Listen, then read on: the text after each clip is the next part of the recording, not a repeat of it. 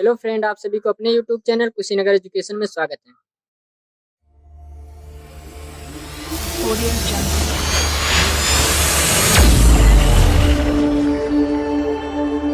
Audio Jungle. Previous video में हम लोगों ने देखा था कि रिफ्रैक्टिव इंडेक्स क्या होता है तथा रिवर्सिबिलिटी ऑफ लाइट रेज क्या होता है, जिसमें हम लोगों ने कंसेप्ट भी अच्छे से समझा था, जिसका यूज करके हम आज उनसे रिलेटेड न्यूमेरिकल प्रॉब्लम देखेंगे। यदि आप वो दोनों वीडियो नहीं देखे हैं तो लिंक डिस्क्रिप्शन में है, आप जाके देख सकते हैं। तो आज उससे रिलेटेड न्यूमेरिकल प्रॉब्लम देखेंगे, जो कि हमने पहले से ही न्यूमेरिकल यहाँ पे लिख लिया है। तो देखते हैं क्या है इसका सॉल्यूशन। वायु तथा जल में प्रकाश की चालें क्रमशः 3 × 10⁸ मीटर पर सेकंड तथा 2.25 मीटर पर सेकंड वायु के सापेक्ष जल का अपर्तनांक ज्ञात करना है। अब क्या है कि हम सबसे पहले न्यूमेरिकल को अच्छे से रेट करते हैं। अब उसमें जो भी हमको गिवन डाटा है उसको लिख लेते हैं। तो हमारे पास दो गिवन डाटा है, ये और ये, अर्थात वायु में प्रकाश की चाल तथा जल में प्रकाश की चाल। अब उसको क्या करेंगे, हम लिख लेंगे। सॉल्यूशन हो जाएगा हमारा, वायु में प्रकाश की चाल को हम क्या लिख सकते हैं, V A is equal to हो जाएगा 3 × 10⁸ मीटर पर सेकंड। यूनिट हम हमेशा लिखते हैं, क्योंकि यूनिट के बिना हमको ये नहीं पता चलता है कि ये क्या है। तो यूनिट हमेशा कहीं भी लिखेंगे तो यूनिट के साथ लिखेंगे, ये हमको पता है। अब क्या है, हमको वाटर में प्रकाश की चाल जो कि 2.25 मीटर पर सेकंड होता है, ये हमारा यूनिवर्सल होता है 2.25 मीटर पर सेकंड। अब हमको दो डाटा पता है कि एयर में प्रकाश की चाल तथा वाटर में प्रकाश की चाल। अब हमको अपवर्तनांक का फार्मूला पता है कि जब भी हमारा किसी दो मीडियम का वेलोसिटी दिया हो कि प्रकाश की चाल इन मीडियम में क्या है, तो उसके लिए जो हम फार्मूला पढ़े थे कि रिफ्रैक्टिव इंडेक्स में जो हमारा हो जाएगा AN W।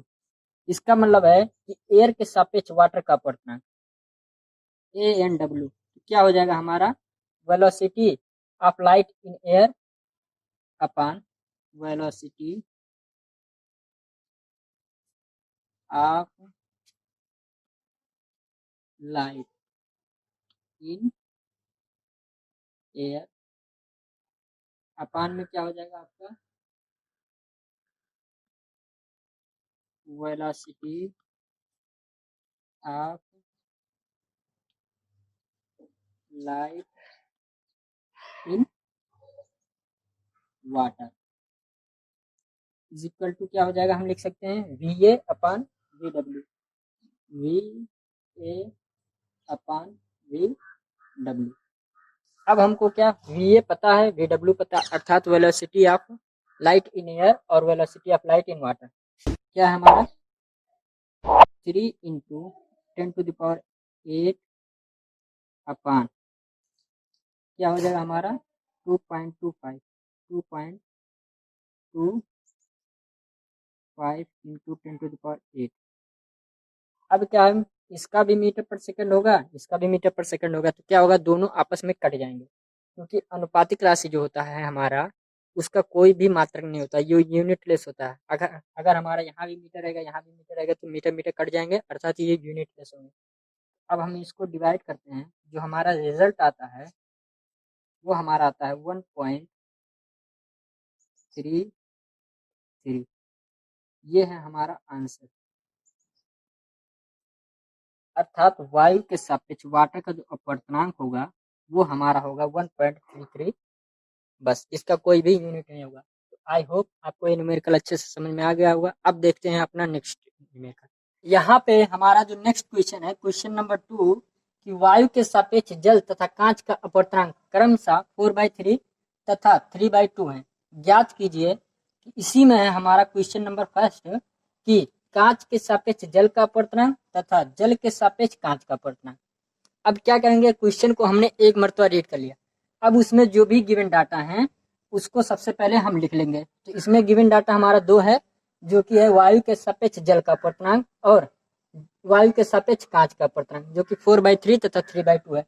अब वायु के सापेक्ष जल का अपवर्तनांक को हम शॉर्ट में क्या लिख सकते हैं कि ANW, जो कि हमारा 4/3 है। ए एन डब्ल्यू का मतलब है कि एयर के सापेक्ष वाटर का अपवर्तनांक।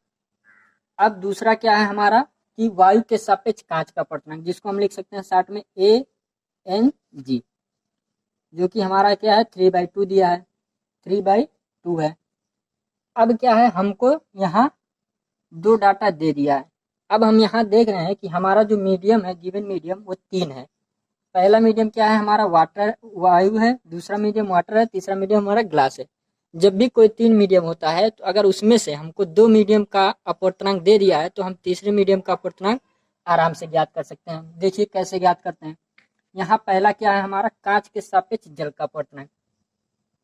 तो कांच के सापेक्ष जल का अपवर्तनांक को हम क्या लिख सकते हैं साथ में डब्ल्यू एन, कांच के सापेक्ष जल का अपवर्तनांक है ना, तो इसको G N W is equal to जो हो जाएगा हमारा A N W upon A N G. ये कैसे होता है इसको हम यहाँ देखते हैं। जब भी हमारा कोई 3 मीडियम गिवन हो तो उनका जो मल्टीप्लाई होता है वो हमारा होता है, रिजल्टेंट जो होता है वो 1 होता है। मान लीजिए ए एन डब्ल्यू एयर के सापेक्ष वाटर का अपवर्तनांक इंटू वाटर के सापेक्ष ग्लास का अपवर्तनांक इंटू ग्लास के सापेक्ष एयर का अपवर्तनांक, जो हमारा रिजल्टेंट होगा वो होगा 1। अब क्या करेंगे हम डब्ल्यू एन जी को जो है हमारा ये डब्ल्यू एन जी जो है वाटर के सापेक्ष ग्लास का अपवर्तनांक, इसको उस साइड भेज देंगे तो क्या हो जाएगा हमारा A N W is equal to into G N A is equal to 1/डब्ल्यू एन जी। अब क्या कर सकते हैं हम 1/डब्ल्यू एन जी को क्या लिख सकते हैं जी एन डब्ल्यू, अर्थात ग्लास के सापेक्ष वाटर का अपवर्तनांक लिख सकते हैं A N W into G N A is equal to हो जाएगा जी एन डब्ल्यू, अर्थात हमारा यहाँ ग्लास के सापेक्ष वाटर का अपवर्तनांक, ग्लास के सापेक्ष वाटर का अपवर्तनांक ये ज्ञात हो गया। अब जी एन डब्ल्यू को हम क्या लिख सकते हैं G N W is equal to, इसको क्या लिख सकते हैं हम एयर के सापेक्ष वाटर का अपवर्तनांक हो जाएगा एयर के सापेक्ष वाटर का अपवर्तनांक, और जी एन ए को हम क्या लिख सकते हैं ए एन जी, अर्थात एयर के सापेक्ष ग्लास का अपवर्तनांक। तो सेम यहाँ से यही फार्मूला हमारा आया है कि ग्लास के सापेक्ष वाटर का जो अपवर्तनांक होगा वो हमारा हो जाएगा एयर के सापेक्ष वाटर का अपवर्तनांक तथा अपान एयर के सापेक्ष ग्लास का अपवर्तनांक, जो कि हमारा दोनों डाटा गिवन है कि एयर के सापेक्ष 4/3 है, 4/3 अपान 3/2। अब क्या करेंगे हमारा जो भी ऊपर का है ये इनका मल्टीप्लाई सबसे नीचे से और मिडिल का मल्टीप्लाई मिडिल से हो जाएगा, ये इनका मल्टीप्लाई ना, तो 4 दूना 8 ये हो जाएगा हमारा 8/9। अब ग्लास के सापेक्ष वाटर का जो अपवर्तनांक है वो हमारा आ गया 8/9, ये हमारा 8/9 आ गया ग्लास के सापेक्ष वाटर का अपवर्तनांक।